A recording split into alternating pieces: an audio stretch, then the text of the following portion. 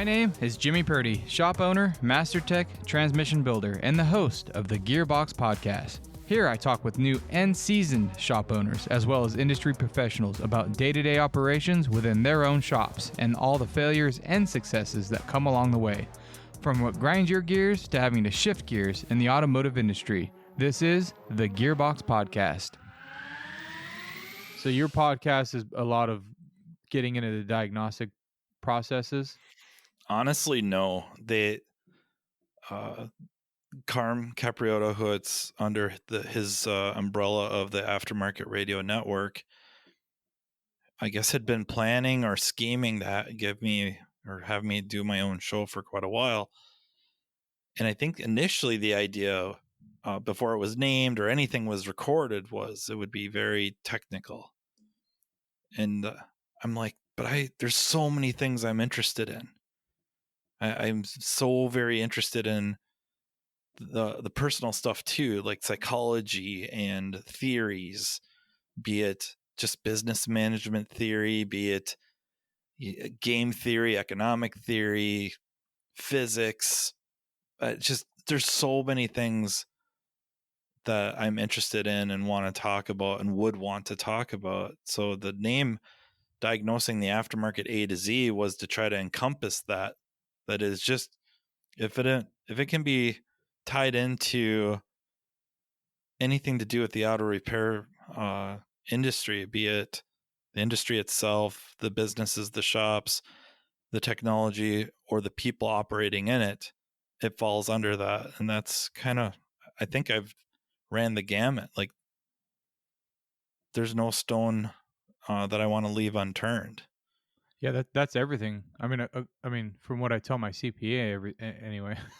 Yeah, that's all automotive stuff. Everything. It's all. Yeah, it all ties back to that. I felt like there's just stuff that was never really talked about. It doesn't get talked about, and not that I have all these wonderful lessons for people, but I think just we're not alone. Everyone's got stories to tell, or a lot of people are going through a lot of similar things. So I think it really started out with substance use disorder and talking about addiction, which I personally, I suppose maybe arguably food to a degree, but other than that, have never really had a substance use disorder. But I married somebody that did. And then that process of learning more about it was kind of like, oh, wow, we got this all wrong. And there's so many people in the world, much less our profession, that suffer from it. That's kind of where it started. And then I had Brandon we're fixers, right? Like, we just got to fix stuff. 100%. And that's what my wife says all the time too. Like, just listen to me. I don't need you to fix anything. It's like, yeah, but my mind is wired to just fix things. I want to dive in, and I'm on the same page with you. Like, the cosmos and universe and like quantum theory, and it's like that stuff just enthralls me. And some people are like, how do you listen to that stuff? It's like, how do you not? Like, it's just so interesting how this stuff works, or how they think it works anyway. Yep. But that's the whole thing with diagnosing anything, is a hypothesis, and you're just trying to prove yourself wrong, really. Yeah, 100%. That's scientific method. That's what it is, boiled down. You know, whether you're starting out with a customer complaint and you're kind of already formulating some of the possibilities, and then you're going to start kind of testing them or gathering information to further support the hypothesis, right? You know, you hear the engine runs rough, you're thinking misfire. So you go out there, maybe feel it. It's like, well, that does feel like a misfire. So you're supporting the initial hypothesis. Or no, it's like, no, this thing vibrates. Wow, I wonder if this is like a motor mount or something like that. So it's what you're doing. You're working through the scientific method. Yeah, absolutely. And then it comes down to the psychology of yourself too, right? I mean, I think that's a big overlooked one, especially moving from like the tech to the owner role. Like, you have to learn psychology. Yeah, you have to. Yep. You know, to keep the techs motivated and to know where they're at. If they're having an off day, you can start. I'd hate to say you're questioning their diagnostics, but you're kind of like, he's kind of having an off day. Let's make sure we double check this, or whatever it is. I mean, it's just a good point, and this the substance abuse is a good one to bring up too, because you got to be able to catch that kind of stuff on the early onsets, and if you don't know what those signs are, then you could have a tech going sideways, you don't even know it, service advisor, whatever, and if you're not paying attention around you, yeah, it's definitely, I think, part in the industry that everyone thinks we just drink a 6-pack every day after work and smoke cigarettes all day, and Yep. it's like that's like the stigma of the mechanic, right? Yep. And it's like, but to have the mindset to fix these vehicles in this day and age, you have to be so technologically savvy. You can't just you can't show up work hungover. Well, maybe some guys can, but you can't. My point is, you can't show up and diagnose a CAN bus fault, right? Or just like No. you just don't have that capability in your mind if you're way off in left field in substance abuse. Maybe some guys are better than me, but I No. can't do it anymore. Yeah, and the psychology aspect too is if you took your understanding of what addiction was from high school, what you were taught, you're looking at your techs or clients that maybe are suffering from it as some sort of flawed person or morally corrupt person is probably more so. And that's absolutely not the case. It's so much more going on. And I'm not saying we have to be, now not only are we fixing Fords, but we're acting like Betty Ford Clinic. Not that we're not healing them, but we're trying to put them in the best position to succeed, or not make things worse.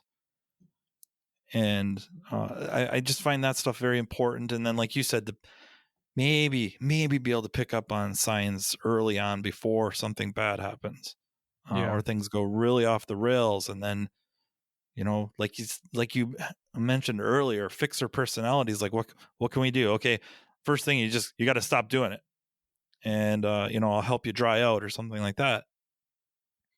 This is much different. There's a big difference between being sober and being in recovery and like working a program. There's a lot of people that are sober for decades, but they're not really better, or they're not in recovery. They're just on that edge of toppling over it. And it could be one drink, or whatever, one hit, and it's almost right back at it. And that's not to imply that if you fall off the wagon, you're starting over from square one. But if you're not really working a program, it's close to that. You're not fixing the fundamental problem. You're ignoring that. You're just kind of white knuckling it through life, whatever that may be, to try to keep your job, keep your family together. And you're not focusing at all about underlying conditions that maybe drive you to the abuse section of the substance use. And you're still that person, yeah, but you just said no for the last 600 days, and it's like, Yep. until you change who you are and you're no longer that person anymore, then it's not even an option. I saw something a couple days ago, I don't remember what it was. It was like, so if someone offers you a cigarette and it's like, well, what kind is it, right? Or like offer you a drink, like, oh, what kind of drink is it? Like, I haven't drank in a couple months, and it's like, then you say, well, what is that? Like, and you think about it, because you're like, oh, that is a good whiskey. Maybe I will have it. But it's like, if you're not drinking at all, you don't even care what the brand is. Yep. Because you're not that person anymore. Like, it doesn't. I'm not a smoker, so I don't need it. Just an interesting thought. I mean, on that topic of like how that changes, and how I think we've all kind of gone through that process. Of like drinking every weekend, 3 or 4 times a week, and you're wondering, is like, am I drinking too much? It's like, is that too much? Like, how much is too much? And it's like, well, the FDA guideline says you should only be doing 3 drinks a week. And it's like, but I mean, what's the guideline? Like, if you don't want to drink, don't drink, like, or smoke or whatever, like, make that commitment. And then if it makes you feel better, then do it. But if it's not making you feel better, then I don't know. I don't have that answer. When did it go from, I want to do this, to let loose, to I enjoy the taste, whatever that may be, to enjoy the buzz? When did it go from I want this to I need this? Now every night I have to have a 6-pack to unwind. Where before it was like, maybe you wouldn't even do the 6-pack, but you'd have a couple and you didn't need them. Like if you did have them, you weren't out anything. You didn't feel like, oh crap, I could have had a couple, whatever. But no, now there's no chance that I am going to be able to go to sleep tonight or enjoy my evening without, 4 cans of whatever my favorite Well, and I think it starts as a beer is. 1 and then it turns into 3 pretty quickly. Yeah, and once it gets into the abuse section, then it's all she wrote. 1 isn't, you'd be lucky if it stopped at 3. 1 is the 12-pack or however much you can drink before you pass out. Yeah, that's that totally other side of it. Right, I think for me, it's always been on that tipping of like, okay, I've had 2, I'll have 1 more and that's it, right? But it's like as that succession goes on, it's so hard to like, okay, that's it, right? It's like you might be one of the very lucky ones, and I don't know if that is such a small percentage of people, but people suffering from substance use can't do that. right. It will be 1 or 2 and be like, I'm not even feeling this. I'm feeling okay. And then maybe the 2 more put them over the edge. Well, now they're gone. Forget about it. It's Game on. they're not stopping until who knows when. Yeah. I think as the years go on, it's just like the thought of the next day or the thought of the week or the thought of, I mean, in all reality, it's like thinking about just the shop and the guys, everyone that depends on me. And then it's like, if I show up hungover, like I can't function. It's like, I know I'm not going to be my 100%. Sure, I can function. I can get through the day. I was a hungover tech for a long time. I got stuff done. Right. Yep. Was it good? I don't know. I mean, the stuff got fixed, right? I built a lot of transmissions the next day after, like being out all night. Like I made it happen, right? But to like take that next level and use the mental aspect too, and try to identify what everyone's going through and how their day is. Because if you don't, and that was my reality, is a week, 2 weeks go by and I haven't checked in with anybody. And as the leader, like you got to be there every day, twice, 3 times a day. Check, hey, everything all right? Everything all right? And that's my learning curve right now is getting better at that. And it's like, who would have thought getting in the auto industry would make you a better people person, Right. Like, what? Right. Don't you just sit in the back corner and you just throw wrenches and put parts on and hang parts? Is like on a really good day, yes. Yeah, on a really good. That's a good point too. That is what I want to be doing. But no, I mean it's amazing, and then you see the progress in yourself, and you're like, wow, this is pretty cool. Like I'm becoming a better person, and it's like it's just amazing who would have thought like all that psychology and all that mental stuff goes on, and it really puts you in the position of like, look, who do you want to be? Who do you want to wake up to be in the next couple months? Do you want to be the guy that's you get to have a good time in quotes all night and then wake up and just do the bare minimum, or do you want to like build your business and have good people around you and have them have a good life? And it's like, I don't know. I mean, it seems when you say it that way, it seems like what the right answer is, but I think when you're in that process is like, it's all about, you're kind of selfish. Like, well, I just want to have a good time every night, and you're like, well, everybody else is going out tonight and I can get up tomorrow and do the same thing, or whatever the addiction process is, or whatever really whatever's holding you back mentally. It's a big learning curve that I don't think anybody talks about when you like want to own a shop or run a shop. Yeah. Like, your reward systems run amok and you can't control it. Yeah. And for whatever reason, when we're talking about substance use disorder or addiction, anything like that, it's just this big umbrella of so many topics underneath it. But your reward system is run amok, and it's to the point where you really can't help it without a terrific amount of work. And there's probably an underlying condition anyway, some undiagnosed, untreated mental health concern or issue. And if you were to work a program and go through the channels of some counseling, you may find out like, oh, okay, I gravitate to meth because I was on Ritalin all through school. And once I graduated college, they canceled my prescription. I can't get it anymore. I need it. I need it for focus. And maybe I started buying Ritalin on the street and it got expensive. And my dealer's kind of like, dude, why are you spending so much money on this? You can use this. It's the same thing. What is that? Well, it's meth. I don't want to do meth. Dude, it's the same thing. They're not necessarily wrong. And now you're saving a lot of money for the same substance, but you're not understanding the whole reason that you're gravitating to it and need it, quote unquote, need it, is you are medicating yourself for something that you were medicated for before, just legally and under the supervision of a doctor. Legally, yeah. Right.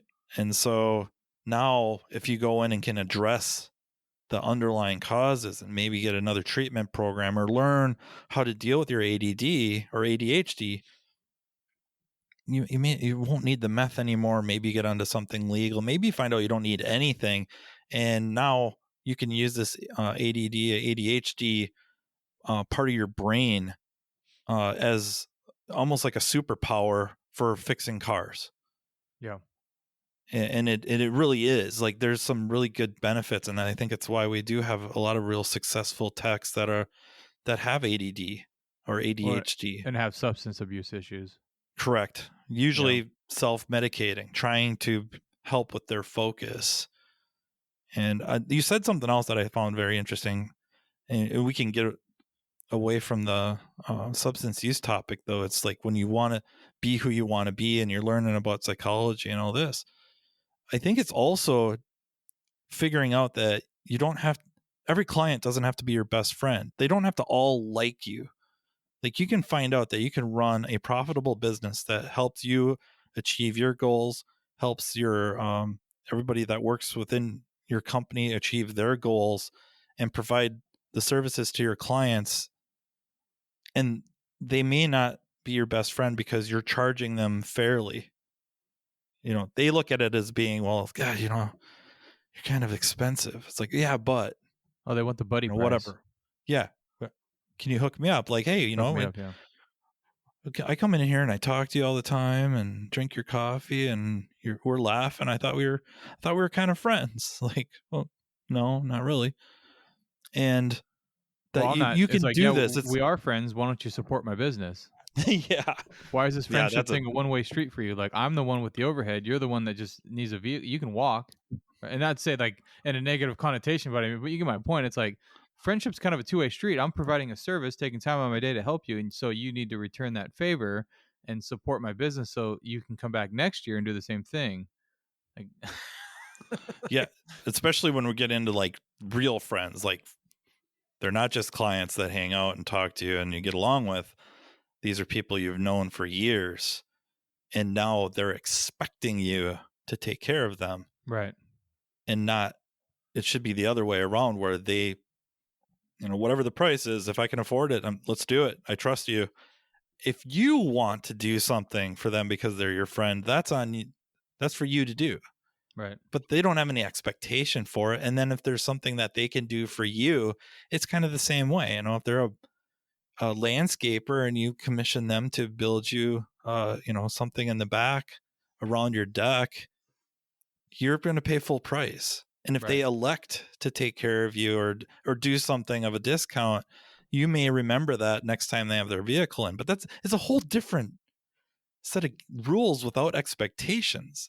It's not this idea. The trade stuff too, like, I don't want to trade. I'll just pay for your service and you come and pay for my service. It's not, we're not doing the same thing. No, it's just so hard. And it's like when you're trying to build these relationships, when you're growing a business and you're like, oh, if I trade this stuff, that's going to be good, but they say, the friends won't become a client as quickly as a client will become a friend, Yep. Like, you inevitably end up friends all leave you, Yep. You inevitably end up in that situation where they're saying 2 hours of running conduit on your ceiling is much different than the 2 hours doing my front brakes. So I don't think that's an equal trade. And you're like, you have all the tools to do it, times time. And I think my overhead's higher than yours and whatever. And next thing you know, you're not friends anymore. And it's like you said, let's just pay for it.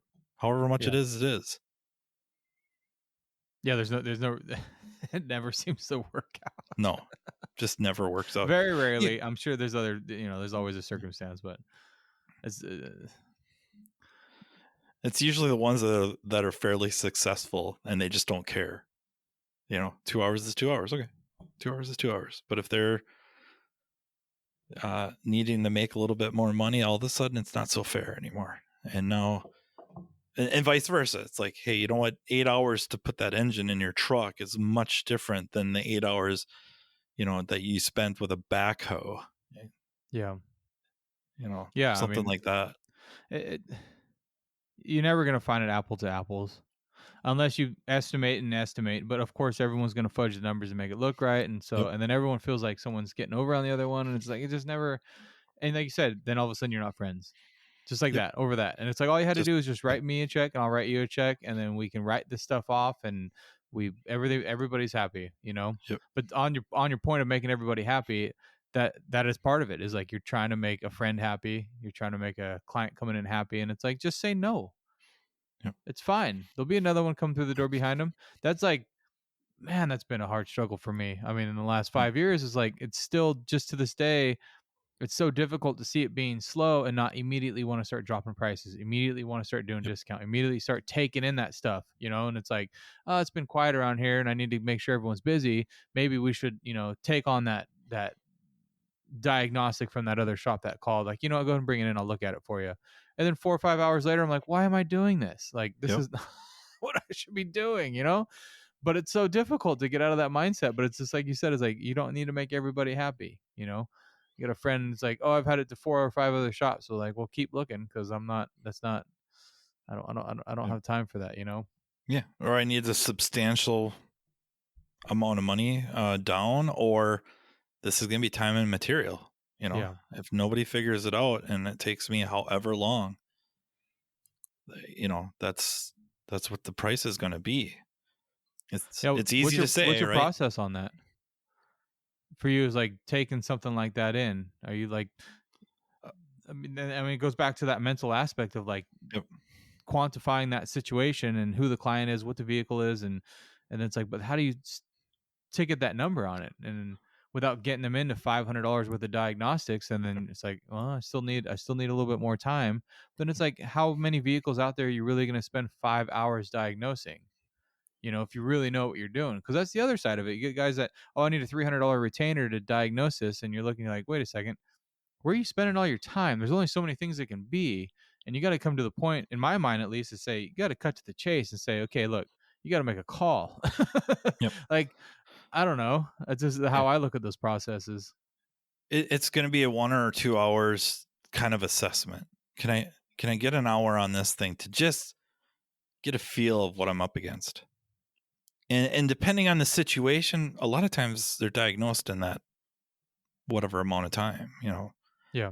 It's all over the place for, a few minutes to an hour. Just, it depends, right? Your experience. I just so happened to have seen this before. I got lucky. It's an intermittent, and it just so happened to act up when I was standing here, and I figured it out right away, or rather quickly. But then there's other stuff where this vehicle has been to 3 different dealers, 4 different independent shops.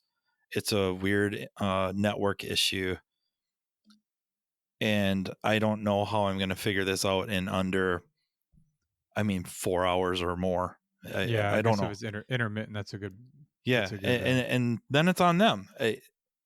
Okay, and I can't guarantee you a repair. I can't guarantee you a diagnosis in 4 hours. This is what I plan on doing. I'm going to have a lab scope here, maybe another lab scope here. I'm going to go to this, connector, and I'm going to just take everything offline that I can, and one at a time, try to narrow it down to a branch.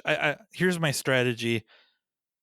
It's going to take a while. Or, you know what? I started tearing some panels open to look at this whatever junction block, and there's a lot of corrosion. Has this thing been in a flood? Is this a flood car? I bought it used. Okay, well, we move a little more, and it's like you can see the water line. How badly do you want this fixed? Yeah. And now it's Pandora's box. And again, it's their checkbook. Put it back on them. This is my plan. This is how much time I want. I hope to be able to do it in this time or less. If I don't, I'll kind of call you or have you stop by, review what I've done, review what I plan on doing next. And that's communication, right? I mean, that's the main thing. Yep. Communicate the And process. that's So where my kind of that's issue where the is documentation helps. At least with like print off some waveforms. They don't have to know what they mean. They just have to know that you're looking at this going, this is what it should look like. This is what yours looks like. And I've got it narrowed down to the back half of the car. But it could be any one of these modules, which there are 15 of them, and these 3 are buried, or any wiring or connector in between. Yeah. And then it's back on them, and they might be like, okay, how much more time? Do you think another? And I don't necessarily talk time, dollars, right? I try not to talk about time and try to talk about dollars. It's like that's tough with diagnostic work. It is terrible. Mm-hmm. But are they like, another $500? I think this is my last 500. I'm gonna it's kind of gambling, right? It's playing poker. Like, I don't know. I'll bet 500 more that you can figure it out. Yeah. And then it comes to the point of like, well, how much is just to replace that whole harness or replace all those modules, right? Like, and that's that cut too. Is like, well, what if we just replace everything? Like, I guess we could do that. And it's like, well, what was the point of all the other diagnostic then if we're just going to end up replacing everything, And I love that conversation too, though, right? It's controversial, but we do run into it where it's far cheaper to just replace the part than it is to try to do any testing. Right. It's not all the time. I don't want to make it sound like every day, but it's definitely, there are times where it's like, it could be this or this, and the amount of time to figure out which, we could just replace the freaking thing. Yeah, it's that 30,000 foot view. You get your magnifying glass on, your microscope on. You're so deep in this thing. You take a step back a little bit. You're like, what am I doing right now? Like, a transmission is a great example. Like, sure, I could probably pinpoint exactly where the fault is inside of an automatic transmission within the car. I probably have the tools and I could probably figure that out. So I'm going to spend $500-$600 of this client's money telling them exactly what's wrong with it when I'm going to tear it out and tear it apart anyway. Like, what's the point? Those are really good examples, right? Why would I do that? Engine knock. Like, are we really going to do the rod bearing? I don't think we're going to do it. Just a rod bearing. Yeah, that's hard to warranty. All the time to figure out which rod is actually knocking. Yeah, why is that important? I know it is definitely in the engine, and we have ruled out any external causes. I'm going to sell you a remanufactured engine, a new engine, whatever quality, rebuilt one that I can stand behind and will stand behind, and give you a nationwide warranty for X amount of months, years, X amount of miles. And I'm doing this because I care about you as a client, and this is me taking care of you. Yeah. Not, I am going to pinpoint exactly what's wrong with it. I'm going to spend a lot of time to do it, and we're just going to do what's broken, and away you go. And 10,000 miles later, 5,000 miles later, it's got another noise, and it's another bearing went out, or something else, maybe totally somewhat unrelated, but still internal to the engine. Maybe caused by whatever caused the rod bearing to go out, or was a repercussion of the rod bearing going out. So yeah, it's very weird, and you hear about people still doing it, right? Just I run across it a lot too with automatic trans. You get like a valve body issue. How long have you been driving like this for? Oh, just a month. No, you pull the pan and it's just dark. It's like you can tell the fluid's been cooked for 6 months. Man, the lockup solenoid went out. You've been driving around with no lockup in your converter. Oh, how much is the solenoid? You're missing the point. Yes. You know what I mean? Yeah, and it's like, so do you want to spend $400 or $500 right now to replace that solenoid? I don't know how the converter is going to operate. I don't know any of that. It's a waste of kind of time and money. But then it's like that line where, I mean, okay, so we replaced it and it's working, but how much longer does the rest of it work? All the seals, all the frictions, everything's been cooked. Like the glue is going to delaminate off the frictions, and who knows how the rest of it's going to last. And it's like every time that happens, a year goes by. Hey, I came in, you rebuilt my transmission a year ago, and now it has no reverse, or now it has no second. Now it has the third. Looking in the records, is like, I didn't rebuild your. Yeah. Yep. But it doesn't matter because that thought's already in the client's mind. They've already told all their buddies, all their friends, oh, I went down there and they rebuilt it. It was pretty expensive. So I'm pretty sure they rebuilt it. Like, Yep. no idea how much they had spent. It's been a year. It's like, so why even play that game? Yep. But it's also difficult because we're fixers, and it's like, I can fix this. I can probably get this thing back on the road. Yep. The Ford F-150s have the problem with the snap ring breaking and getting into the 3/4 sequence valve, and then they lose third gear. Pull the valve body, take the little snap ring out, put a new one in the second gear servo, and away it goes. But how long have they been driving it like that, shifting from second, and just from second to fourth? Or it's like, I'm just not comfortable getting inside of those things and then having an issue later. Like you said, it's all about, do you want to spend $1,500 now or spend that $1,500 towards fixing it and not having a problem later on? Yep. I don't know. Exactly. It's a hard thing. And on the note of the diagnostic stuff, having technicians go through that diagnostic process and kind of go way off in left field, and now they spent 2 or 3 hours of the client's time way out. Like, where did you go? Why are you What were you why are you doing way way over over here here? looking at Yep. this? I just this that this and it makes sense when they walk you through their process, but then you're also thinking, oh my, I can't charge the client for this, but I have to because I have to pay you. It's like such a difficult situation to be put in, and it's the same concept of like, how do we just cut to the chase and get the technician paid and give the client a quality repair and make everybody happy? I want Yep. everybody to be happy. Yep. Yeah, or somewhat agreeably unhappy, but definitely, yeah, you're trying to appease everybody and appease the equations, and and they come in, clients come in so miseducated anyways, not just by the other shops, the previous shops, but so much online.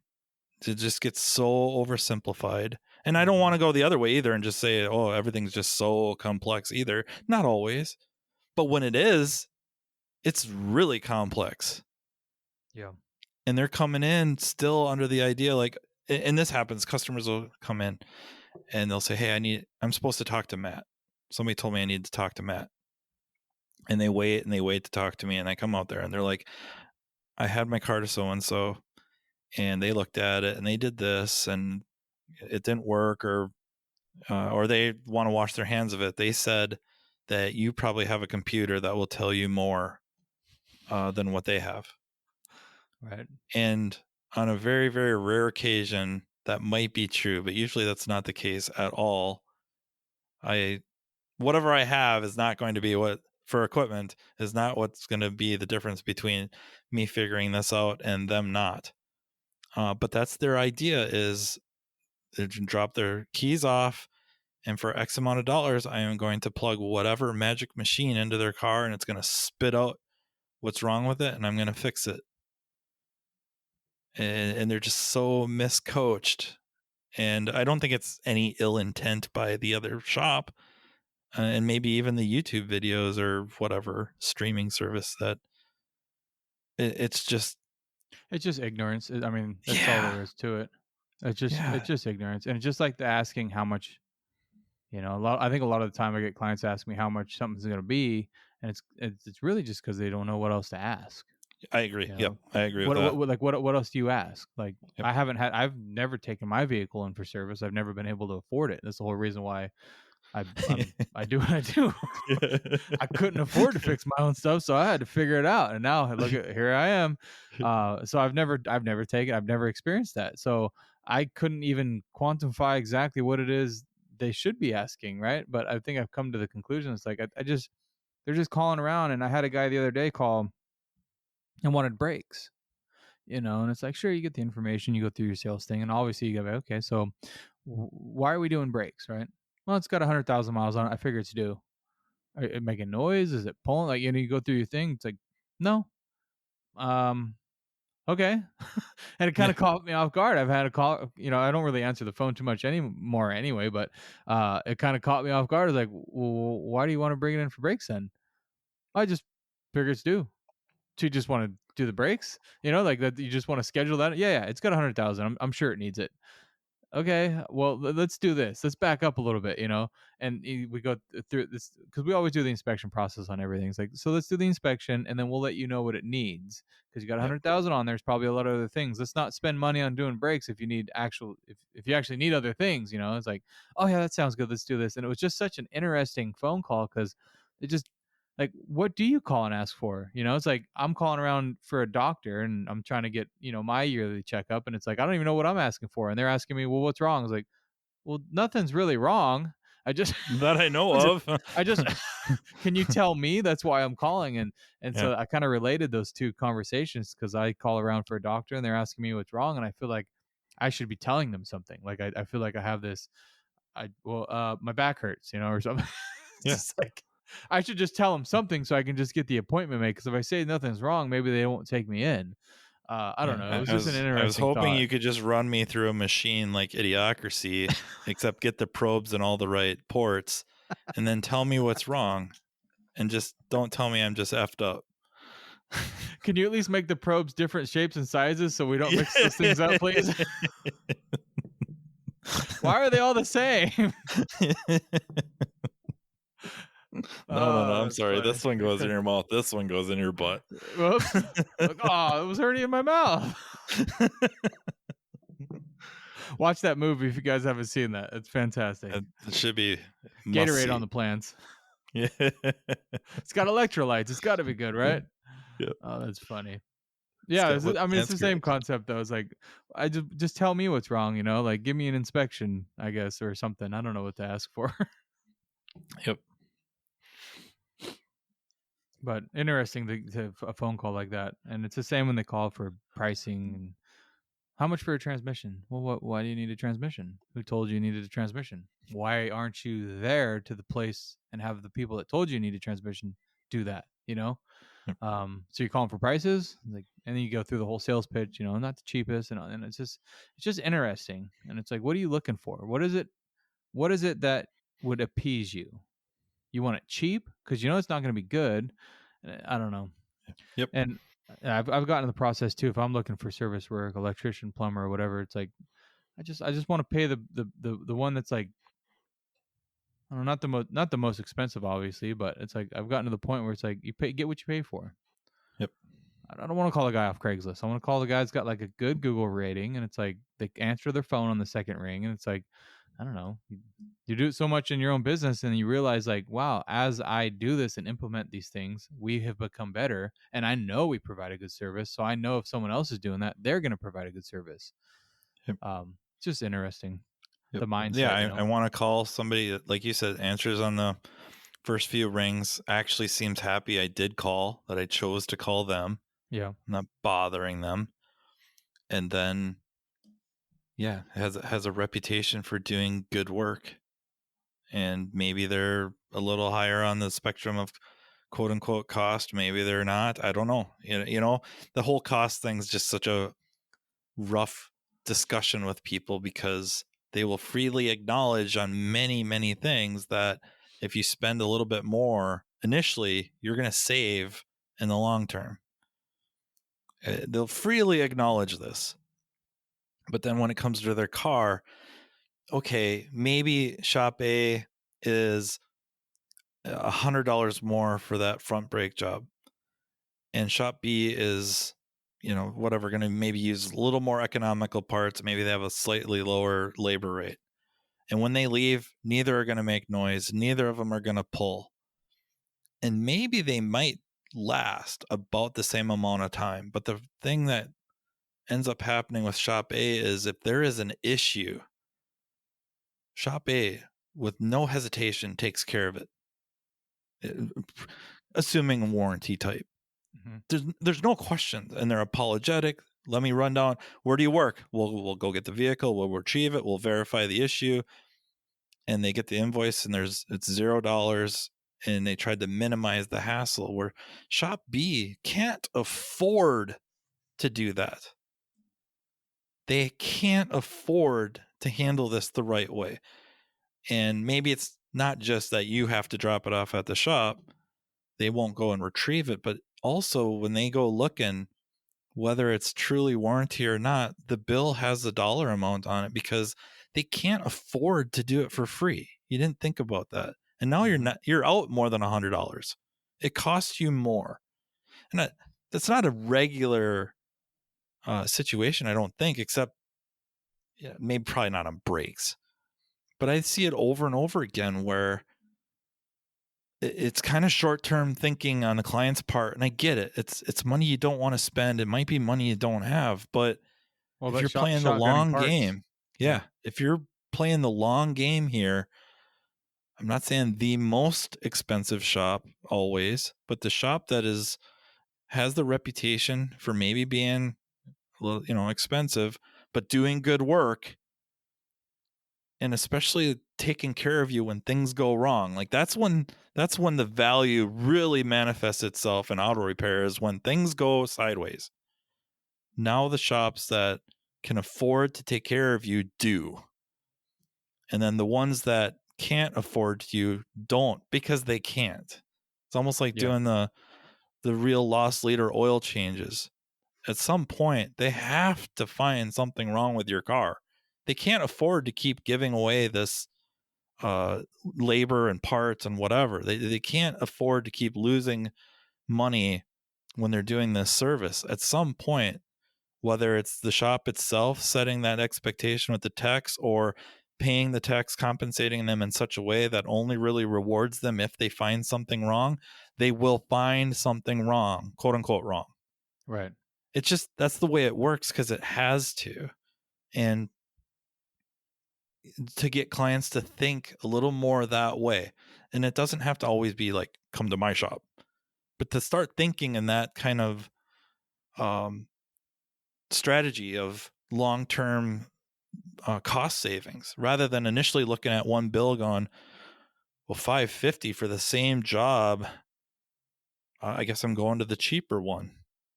That's it's the same job. That's the thought process. It's the same. All shops are the same, and I'm getting the same service. They're just charging me less. Exactly. It's like, no, and I have this conversation a lot where you spend $300 on a diagnostic plus $100 repair, right? Or they shotgun $400 parts in the car. Yep. So who's right? Yep. The car's fixed. Eventually they pull the trigger on the right part and put it in, and it fixes it. The bill's the same to the client, and the car's fixed.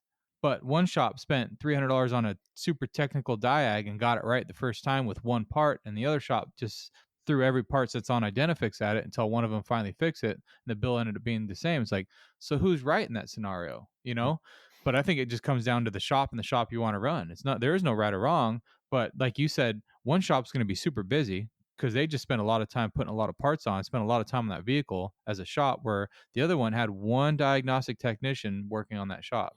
So, and it goes to, in my opinion, you have, say, your shop A and your shop B, you have one that's busy all the time, 2 weeks out all the time. If you have a warranty, they don't have the time to get you in. Yep. Right. Yep. Where I've got to the point where we don't do 100%. We do 80-90%. And if that means that 1 or 2 days out of the week we're standing around, that's fine. Because I want to make sure if we do have something, we're like, hey, we're on it. Yep. We got a guy ready to go. Yep. And we can afford to do that. We charge enough so we can have that cushion to afford that. Yep. So I don't agree with being 2 weeks out, meaning that means you're successful. No. I don't even know where that thinking came from. It's just a bad perspective, or maybe better words, a bad perception of success and making money.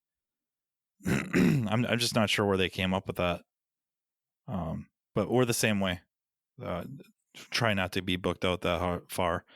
If we are, we're adjusting something.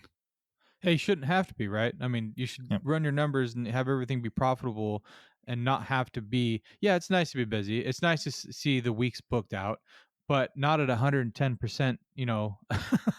Like, and sure, if you got some rock stars and you're knocking some stuff out, that's a different conversation. But I think what I'm saying is, like, overall on average, right? Like when you're 2 to 3 weeks out all the time and you're slammed and you're burning yourself out, like, are you making money though? Are you profitable that way? Because I mean, if you really are, you should be able to take like a ton of time off. If you're smart enough, you should be taking a whole day off the week. in my opinion. Like, damn, if you're really killing it, like, why are you working so hard?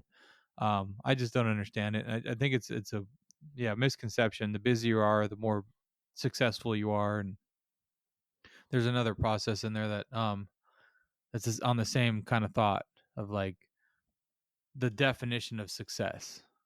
Right. Yeah. That's a rough one, right? Yep. I wrestle with that. I do. I really wrestle with that question. Like, what does that mean? Like, Yep. I don't know. What did you want to do? What is it that you want? I don't know what it is. Well, yeah. maybe write that down and then go that direction. It's like you start. I don't know. I just want to fix cars. For what? For money, It's, for time, for notoriety. I don't know. Like, what is it that you want? What are you trying to achieve? I think the generic response is always going to be it's different for everybody. Yeah. But I think there's benchmarks of it, not so much versus other people, but yourself. Like you said, what is it you're trying to achieve? And there's certain benchmarks, right? Like, and it changes over time, over your life, the different phases of your life. You know, maybe in high school you want to make enough money to be able to buy a car. Yeah. And that's successful. And you would like to graduate high school with good enough grades that your parents don't give you too much grief. And maybe you do have a chance to get into a college if that's the direction you want to go.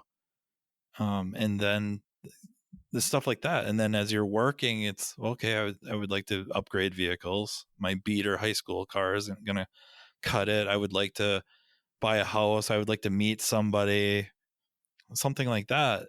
And it's, certainly there's benchmarks to that, but the big grandiose, what is success? I don't know. I have no idea how I would answer that. I think everybody's a little bit different.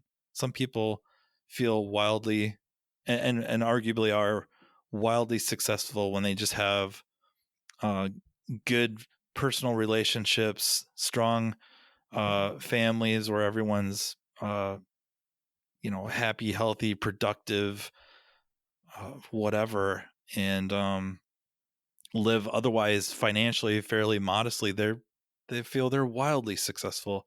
And then there's others where they have to have the nicest house on the block with the nicest cars and the biggest boat. And I don't know why they need that. And maybe they're not flawed for it. That's the drive they have, and good on them. And if they achieve it, great. And maybe some people, it's not even, maybe it's almost like baseball, right?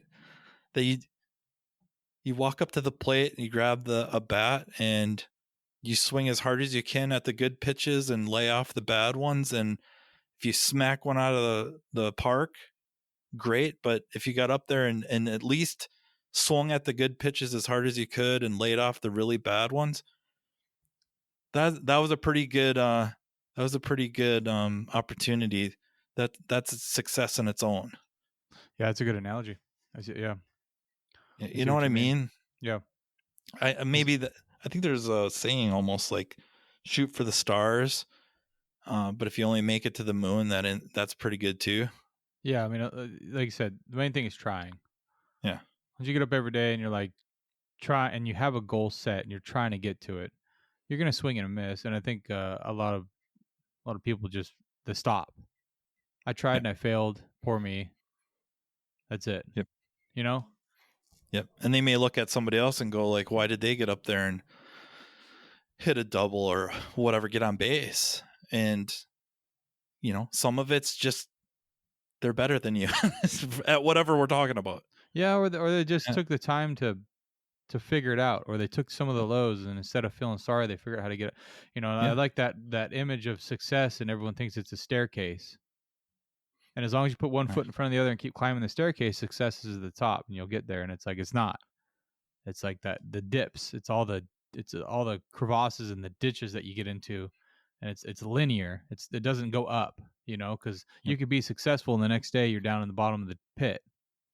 Successful in quotes, right? Like you can be achieved where you want to go, and the next day, and I feel like it's like here at the shop, and maybe I'm sure a lot can relate to this, where you have everyone's pumping, right? Everyone's happy. You got 3 or 4 techs, 2 service advisors. Everyone's rocking and rolling. All of a sudden, 2 techs get sick. One of the SA's got a personal issue. The other one gets sick, and all of a sudden you have one technician and you in the shop, and you had 6. You had a team of 6 the day before. And it's like, if your definition of success is to have a good team, a good crew together, and you had that the next day, everyone's gone, and it's like, I just lost everything, you know? And yeah, it's just for the day. Like, it's not forever, but I just struggle with that too. It's like you just feel like you're taking 1 step forward, 2 steps back, and Yep. then everything's stripped away and everybody's gone. You're like, what just happened? Now I'm answering phone calls, writing up estimates, like, and you're like, this isn't my job, right? It's like, no, it is. And it's like, that's what you're there to do, to step in. But I don't know if you get my point about like Yeah. how you No, get to that point. It's like, it's not, you don't get to the top and then slide down. It's just like, it's linear. Like, yeah. I don't know. It's hard to, but I like that analogy. I like that picture that I've seen where it's like, yeah, then you got to climb back out of the hole, and then you're back on level ground at least. Yeah. And again, it's the comparison's probably where it starts getting in trouble. You should be comparing yourself to what you were yesterday, a week ago, a month ago, a year ago, 10 years Good point. ago. Yeah. You start comparing yourself to others, things start to get really wonky because they have to, right? Because, why did that person succeed and not me? Okay, it could have been all the time and effort they put in that you didn't see, whatever the work was. If we're talking about auto repair shops, all the hours and hours spent on whatever groups, going to whatever classes, making the mistakes, learning from them, those ups and downs, riding them out. And that's why they succeeded and you didn't. Or you have to reserve the very, very, I don't want to say likely is not the right word, but the good possibility of pure dumb luck. They were just right place at the right time. Or a rich relative. Who knows what it was? They were at some mixer with their wife or husband they did not want to go to, and they end up rubbing elbows with somebody that owns a big fleet of whatevers, and they're dying to find a repair shop, and they got the opportunity. Yeah. And it's just random. And you have, that's true. It's not to explain away stuff, but you do have to, sometimes you can do almost everything right and still it doesn't work out perfectly. Or how you want it to.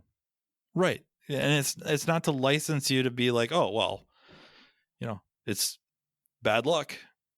There's a lot to stacking the odds in your favor and increasing the probabilities of success. And I think that can outweigh bad luck. Good luck, bad luck is generally like one-time things, not over the course of years and decades. So, to keep fighting and learning and improving and reflecting on things to keep getting a little bit better every day, 1% better every day. By the end of the year, you're over 300% better than you were the day you started. Mm-hmm. So that probably has a lot more long-term effect, but it's just try as hard as you can not to get overly critical when comparing yourself to others, because there's so much you don't know. They might look wildly successful and you find out they're way not. Yeah. And you're they're way dead not. or whatever it is. Yeah. Yeah. Or right. They have a pile of money and they also have a kid with leukemia that they might be kissing goodbye forever. Mm-hmm. You want to trade places with them? Are you sure? Yeah. You want the nice big SUV? Careful what you wish for. Yeah. Yeah. I guess that goes to be happy with what you got. But also on your note of like bumping elbows with somebody, just show up, Yep.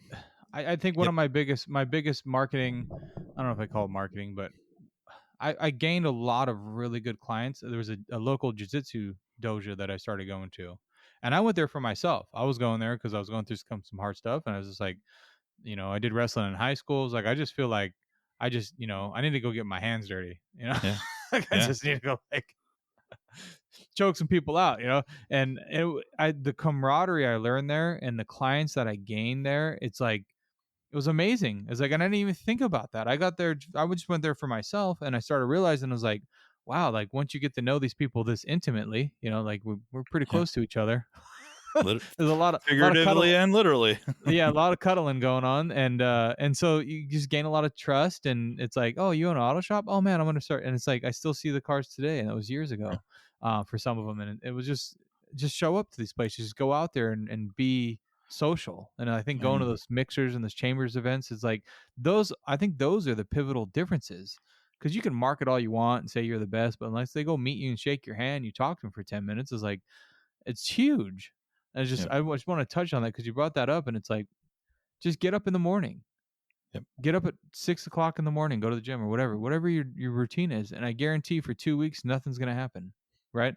But it's going to be Yep. one day. There's going to be one day you're going to run into somebody, and that's going to change the direction of where you want to go with your business or whatever you're doing. It just blows me away how that always happens. And it's hard. It's hard. I don't do it all the time, but it's like, Yep. it never fails. Just get a month goes, you do it for a month, and I guarantee you one day out of that month, something will happen that you learn something or find something or meet someone. It blows me away every time how that works. Just show up. Yeah. Yeah, I had an episode we talked about Brazilian Jiu-Jitsu and Okay. learning to be training to be comfortable with being uncomfortable. Yeah. Because you probably, especially if you're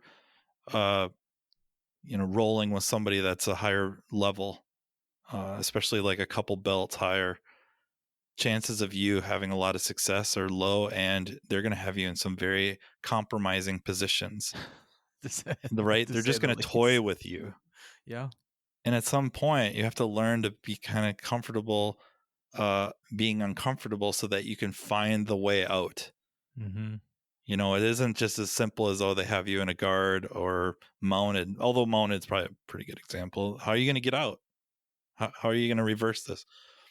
And so yeah, that was a good episode. I think martial arts, specifically Brazilian Jiu-Jitsu, has a lot of good crossover analogies and information to life and auto repair. Oh yeah. Yeah. If it wasn't so hard on the body, I'd still be going, but it's like, Yeah. I ended up breaking a couple ribs, and it's like, I think a couple guys hurt their knees, and I'm like thinking, man, if something happens to my hands, or just something stupid, it's like, you get competitive, so there's like that Yep. aspect. But the ground level stuff, going from white belt to blue belt and up into, the higher ranks of the blue belts, that's when it starts getting a little dangerous, and they want you to start going to the meets, and it's like, I don't want to compete. Like, I don't. Yeah. I know what I'm going to do if I start competing, and I don't need to be there. But learning the concepts and the art of it was a big deal. And just doing something for an hour that wasn't had anything to do with the shop or anything else that was going on in my life, like, you don't get to think about anything else. That's pretty much, Yep. it's all on your mind for that hour. When someone's around your neck, or putting you in a compromising situation, you're like, that's all you have is to think about what you're doing and calm the mind down, and then figure out how to get out. Because you start flailing, you start doing things that your opponent wants you to do, Yep. and then you just get sunk deeper into the trap. Is the best way I can think of it. It's like, so Yep. you have to stop, and every single move, every single thing you do, every breath you take at that point is like, that is either going to put you on the track to reverse or get sunk deeper into his trap. And Yep. yeah, I mean, you could take that in any industry. Like, you get in a stressful situation, the first thing you want to do is freak out. You want to yell and scream at somebody. You want to tell them to get out of the shop. You want to tell them they're doing a bad job. But you got to stop for a second, take a few breaths, and say, okay, wait a second. Let me do the exact opposite of what my body and my mind is screaming at me to do, and think about this. And it's like, what a huge shift in your personality when you can really use that. I mean, I'm not the best at it, but just knowing that that's there and a possibility, and like that actually works, it's like huge. And so, Yeah. yeah, I think everyone should do it. It's such a chess match, and it's more accessible to a wider range of people because you don't need so much athleticism. You don't need. It's not like Taekwondo or some of the karates where you got to have some athleticism. You're going to be, the more athletic you are and quicker, typically the more successful you're going to be. And I get it. Yeah, Experience can that's come wrestling. in and play. I get it, but jiu-jitsu just gives you that, specifically Brazilian, gives you that ability. It's more of like a chess match, and it's, if you've ever played chess against somebody that's really good, like tournament winning levels. And I'm not talking like big time fight stuff or professional grandmasters, but they think of the game on such a different level than you do or can, where they're sacrificing pieces for position. And that translates to us, especially as businesses, that sometimes you're going to be doing something that looks like a sacrifice, but you're doing so for the long-term position. You're not going to see it 4 moves from now. You're going to see it 12 moves from now, and you're going to be in a much better position to win. And it's hard to do that as a business. Kind of like you were saying with some people, they have a slow day and they go into panic mode and they're dialing people up like, hey, you got anything for us? Or, hey, remember that car? It was in here, and we said it might need a timing belt. I can get it in right now. And that might not be the play. It might be a slow play. It might be better. Mm-hmm. It usually is. Every time it usually is. Yeah. Or something with marketing that may look like, I'm giving up a lot for this. Okay, yeah, it'll seem like that for the next month or 2 or 3 or 6 months, but it's going to start paying off. I think It's going to mail flyers are a perfect example of that. $5,000 to send out flyers. Yeah, but you're going to be busy for probably the rest of the year. Yeah. It's nothing if you look at the grand scheme of things, but it is. It's really hard to, the instinct is there to just get them in quick, and then before you know it, you've made all these phone calls. Now the whole shop's full, people coming in, all for discount services. You have 2 clients behind these 50 that want to pay your full price. That would have been the exact same amount of profit as those other 50 that came in for that cheap oil change that you marketed, that you called out for. It's like, yeah, that short-term win is exactly, the game of chess is a good way to put it. I'm not the best at it. I like the idea behind it. Me too. But it is frustrating to me, especially when you play those guys that are really good. Like, yep. Oh my God, why didn't I think of that? I hate that feeling. Yep. Yeah. Or, if you get really bored or you're just really interested, go watch some of the games where Alphazero is playing Stockfish. And those are 2 chess engines. And Alphazero is kind of deep learning, where its claim to fame was, and this is a few years ago now, it was only given the rules of chess, the goal of winning, and it was allowed to self-play for 4 hours. And in 4 hours, it went from nothing to the strongest chess engine on the planet. But you watch how it plays, and it looks wildly unintuitive. And yet you find out it's playing way down the line, and not even so much its superior position as much as putting you in, like forcing you to almost block in your own pieces, rendering your strongest pieces unusable. You can't move it. You can't move your queen because you boxed it in with a rook and a knight. And it attacks the king, forcing you to protect it with a bishop. It's now that piece is unusable. And that's the way it's playing. And it's just how slow and frustrating it would be to play something like that. That's these little inconsequential moves you're looking at, going like, what is it doing? Why A1? Why would it play A1? What a ridiculous move. And then you see it 15, 20 moves later, like, oh. I hate that feeling right there. It's like, that drives me nuts. It's like 1,000 knife cuts. Right? Oh, why didn't I think of that? Yeah. I should be smarter than this. Yeah, I think business strategy or leadership, not just always like marketing or stuff like that, but even just working on SOPs, working on processes just within the shop. Like, this is going to be really expensive to move the oil tanks, but man, if that was over there, it would save these 4 techs on average 50 steps a day. Yeah, okay. The payoff's going to be way down the road, but it's there and virtually guaranteed. And maybe a horrible example, but thinking along those lines. Right, the inefficiencies. Yeah. And on that same point, I'm pretty much looking at everything and a management system. Like, oh, I don't want to change management systems. Yeah, but if all the guys can be electronic, they don't have to come in the office and everything can be sent to them on their devices. I mean, how much time are you going to save there? You never know. It's not always 100%, but writing SOPs. I mean, that's just that in itself. I'm going to spend a lot of time, and this isn't going to do anything for me today, tomorrow, or even this week. Yep. Right. But in 6 months, when you hire a new tech, he'll know exactly what to do, and you don't have to spend the next week explaining to him how our process is. Yep. And it's like, most guys, I think, look, I'm not writing SOPs. Why? Because everyone knows what they're supposed to do, and I don't have the time for that. Okay. Yep. Our shop really needs to have an onboarding system or procedure. Right. We don't have one, and I think it's hurt us bad. It's hurt us badly. You don't know you need it until you hire someone, right? And it's like, and you're not hiring someone every day. Hopefully not. I mean, that's the idea, is not to have constantly be onboarding people. So yeah, it's difficult. It's difficult to write it down because then it changes too. And in 2 or 3 years, I feel like your onboarding process would probably be different. So I mean, I have the same issues. Like, what do I write down? Because when's my next hire? How's the shop going to be laid out in a year? Because it ain't going to be the same as it is today. So, like, how do I, then just write it down and then you just change it as you go. It's easier said than done. But I mean, on your point is like just having that thought process, I think is what's important. Actually be thinking about that actively, even if you don't have anything written down. I think that's just important because that way at least you're looking around, like trying to figure it out. Yep.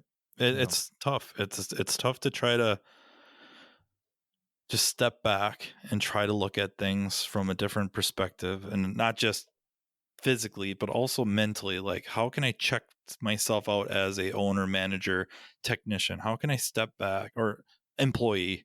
How can I step back and look at this differently? And how does this look like? What does this look like to a potential employee? What does this look like to a client? What does this look like to a different owner? What if a different owner walked in here and looked around and they're kind of like, what are they doing? I just think that it makes a lot of sense to try to do that. It's hard. It's so hard, but it's so valuable. Just driving by your shop, trying to think about, what does this look like to a client? What if I have, we'll just say our old shop, before this one, the parking lot was gravel, and the shop itself was basically an old machine shed, and inside, was white tin and pretty well lit, clean concrete floor, stuff like that, but poorly laid out. And I felt, when I started there, that our angle to get cars was to go after the stuff no one else wanted to work on, which is mainly European vehicles, which are typically at least considered higher end. Many would drive up to the shop because, advertising as much as we could that we work on European vehicles, and they would drive kind of up to the driveway and turn around and leave. And they're looking at it going, I ain't taking my car here. Oh, wow.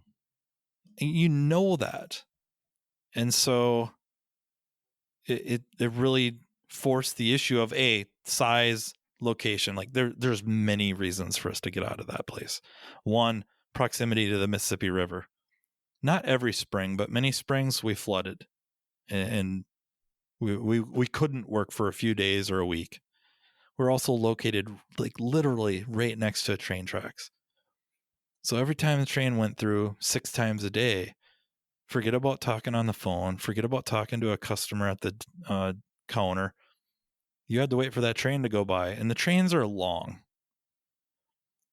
And then just the looks of it, the layout and the size is almost impossible to grow. So finally, after a few years, we get out of there, we get into this new building, or different building, better location, kind of parking lot's nicer, but smaller. But immediately, those cars that used to turn around and leave, they don't. Now it's acceptable. And the number of Euro cars we start seeing, that, especially the higher end ones, goes up. And sometimes I wonder if that was good or bad, but Yeah, I can see you got to be that. careful what you wish for. Right. But yeah, it's just kind of stepping back. And I get it from the owner's perspective. The rent was so low. The overhead kept so low because of it. Mm-hmm. But now with, triple, maybe I'll almost quadruple the payment. This is not leasing, he's buying. The ceiling went way up. So, our overhead went up, but now the ceiling of income went way up, more than offsetting it. And then it's kind of like coulda, shoulda, woulda Long time 15 ago. years ago. Yeah. Yeah. So Yeah. it's That's the hard. struggle. Yeah. Yeah. It's hard And to do. having the network of people and not looking at your neighbors as competition and building a community and Yep. that's the only way you're going to get a different set of eyes. Like I said, I've never been a client. I haven't been a true, technician in 5 or 6 years as far as a day to day, and it's I'm always going to be biased to my own shop. So I can't look at this place as my place as a technician, right? Because it's Yeah. always going to be biased to me. I can't look at it as a client because I've never been a client of an auto shop. And sure, I can look at it as an owner and put ASE plaques everywhere and all our training stuff, but clients don't care about that stuff. And at the end of the day, it's all about bringing in money. So it's like sometimes you need that realization and have somebody come in like, hey, man, like this doesn't make any sense. Or I had years ago, someone told me, pay one of your best clients to come in and evaluate your business. Like, what? Yeah.